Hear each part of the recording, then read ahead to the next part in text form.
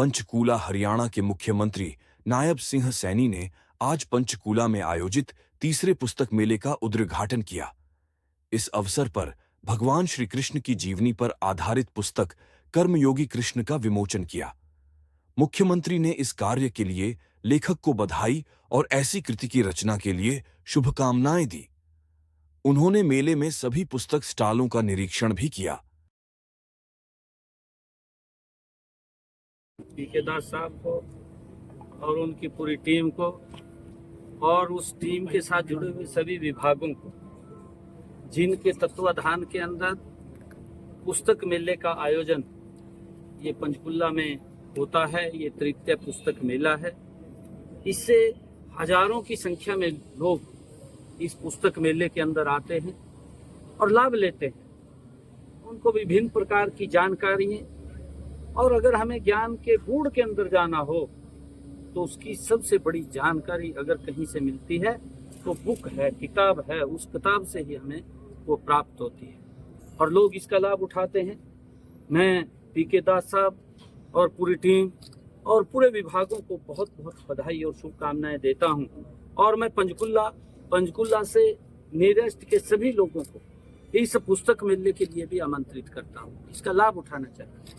हम देख रहे हैं कि पुस्तकों से ही हमें वो ज्ञान प्राप्त होता है, वो ज्ञान मिलता है जो अंधेरे से प्रकाश की तरफ ले जाता है। और आज मुझे इस बात की खुशी है कि प्रतियोगिता परीक्षाओं के अंदर भी आज हमारे युवा साथी मजबूती से वो कार्य कर रहे हैं और सरकार युवाओं के साथ मजबूती से खड़ी है। युवाओं को बिना पर्ची, बिना खर्ची के रोजगार देने का जो एक मिशन हमारी सरकार ने खड़ा किया है, उसका हमारे युवाओं को लाभ मिल रहा है। आज युवा सिफारिश के चक्कर में नहीं घूमता, आज प्रतियोगिताओं में सफल होने के चक्कर में घूमता है, किताबों के बीच में रमता है। मैं युवाओं को भी इस पुस्तक मेले के अंदर आमंत्रित करता हूं कि वो भी आएं और यहाँ नई नई जानकारियाँ, नई नई विषयों की बुक्स यहाँ पर उपलब्ध होंगी। उसकी बिल्कुल आकर के जानकारी उनको मिलेगी, फिर वो लेंगे, इस मेले का लाभ उठाएंगे। मैं सभी को बहुत बहुत बनाई जाएंगी। हाँ, देखिए लगातार, क्योंकि हमारा बिजली विभाग, जिसकी मैंने चर्चा भी अभी की है कि बिजली विभाग ने जिस प्रकार से ग्रामीण क्षेत्र के अंदर भी 24 घंटे बिजली देने का काम हमारी सरकार ने किया है। हमारा गांव जगमगम, और बिजली विभाग ही आज 3-5 लाइब्रेरी का आज उद्घाटन हुआ है और हमारे युवाओं को इसका लाभ मिलेगा। जहाँ जहाँ पर भी आज, क्योंकि गांव के अंदर जो मांग आती है कि यहाँ लाइब्रेरी होनी चाहिए, कुछ कई स्थानों के ऊपर हमने लाइब्रेरी खोली भी हैं और कई स्थानों के ऊपर लगातार जहाँ से ये मांग आती है, हम एक रोड मैप तैयार करके वहाँ पर लाइब्रेरी खोलने का काम हम करेंगे, ताकि हमारे युवाओं को अच्छी वहाँ पर किताबों से, लाइब्रेरी से बुक्स भी मिल सके और उनको वहाँ पर अच्छी जानकारियाँ भी मिल सके। उसके लिए हम लाइब्रेरी खोलने का काम कर रहे हैं। और जो हमारे टायर 3 और टायर 2 और टायर 3 के जो हमारे कस्बे हैं, वहाँ पर भी वाचनालय खोलने का निर्णय हमारी सरकार ने लिया है लगातार, क्योंकि युवाओं को ज़्यादा संख्या के अंदर नज़दीक में ही उनके अच्छी लाइब्रेरी मिल सके। ई लाइब्रेरी को भी हमने खोलने का निर्णय किया है, ताकि वो ई लाइब्रेरी के माध्यम से भी बुक्स के अंदर जो वो जानना चाहते हैं उसकी जानकारी मिल सके।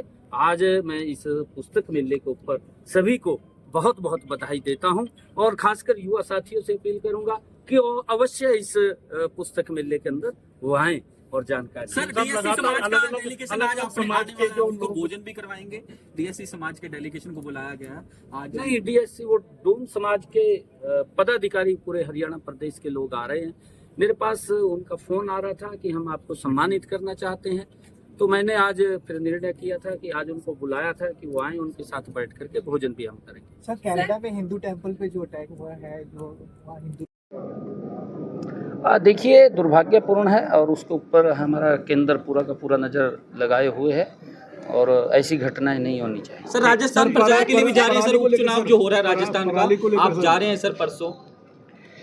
राजस्थान में भी जाएंगे और जहाँ जहाँ भी पार्टी के आदेश होंगे वहाँ पर हम जा कर के चुनाव प्रचार करेंगे और मेरा ये परम सौभाग्य है कि आदरणीय मोदी जी के नेतृत्व में हरियाणा में भी तीसरी बार बहुत बड़े मैंडेट के साथ सरकार बनी है, झारखंड में भी बड़े मैंडेट के साथ सरकार बन रही है, महाराष्ट्र में भी सरकार बन रही है।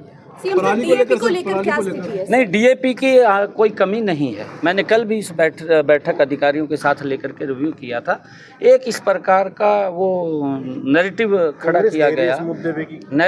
किया गया कि डीएपी की कमी है। लोग, क्योंकि जब इस प्रकार का नैरेटिव खड़ा होता है तो काफ़ी संख्या के अंदर लोग चले जाते हैं, परंतु अगर आप देखेंगे जो पिछले साल का डीएपी था टिल डेट, आज की डेट तक जितना डीएपी पिछले वर्ष आया था, मेरे ख्याल से 1,17,000 मीट्रिक टन, इतना आज तक हमारे पास लगभग पहुंच गया है। कमी नहीं है यूरिया की, यूरिया मिल रहा है कई बार, क्योंकि परिस्थितियाँ इस प्रकार की बनी हैं जो यूक्रेन और रसिया का युद्ध है उससे रास्ता डाइवर्ट हुआ है, उसके कारण से थोड़ा देरी हुआ है। डीएपी की कोई कमी नहीं है, पर्याप्त मात्रा के अंदर लोगों को मिल रहा है। सर, पराली बर्निंग को और एक बात मैं आज आपके माध्यम से सभी किसान भाइयों को कहना चाहूँगा कि कोई पैनिक लेने की जरूरत नहीं है।